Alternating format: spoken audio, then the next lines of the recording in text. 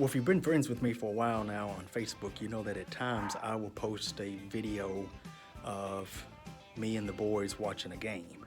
Started back with a Kentucky game in the tournament several years ago. It's when the Harrison twins were still here. I think that's then.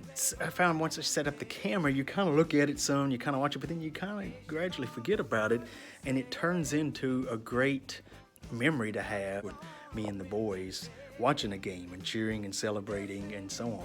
Unfortunately, I haven't had a whole lot of those to post lately because my teams have not been very good. But one of my favorites, obviously, was the World Series in 2016. So off that video came a lot of memories that I love to be able to go back and watch. But there was one moment I took it back and I paused it and I took a picture of that moment. David Ross had come up to bat. He got a hold of one. And it had some distance, but it just looked like it was going to be short. So we're all just three sitting and watching, and you could see Noah's little face go, no. And we was like, yeah. And then it went. It was a home run. And so Noah turns around to start, we're starting to cheer and kind of starting to hug and so on. Well, I took a picture of that moment.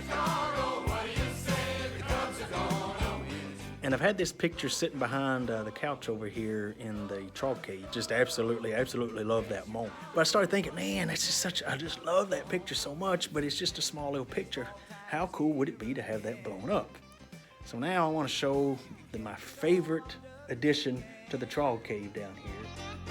So stamp your feet and clap your hands. Chicago Cubs got the greatest fan.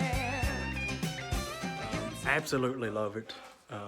It's a great memory. One of my favorite memories when it comes to sports. So having that up there with the boys and we celebrated and so on. Like I said, I love going back and watching that video at times. But now every day I can walk down and I can look up and I can see that great memory. So love it.